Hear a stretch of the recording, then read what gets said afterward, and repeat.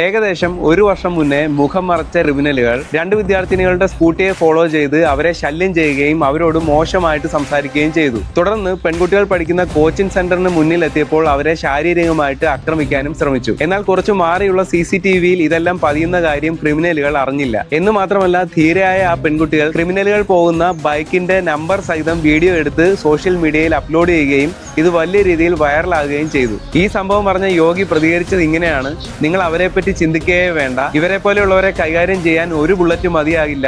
ഇവർക്ക് വേണ്ടി bullet train തന്നെ താൻ വിട്ടിട്ടുണ്ട് എന്നാണ് ചിരിച്ചുകൊണ്ട് അദ്ദേഹം മറുപടി പറഞ്ഞത്.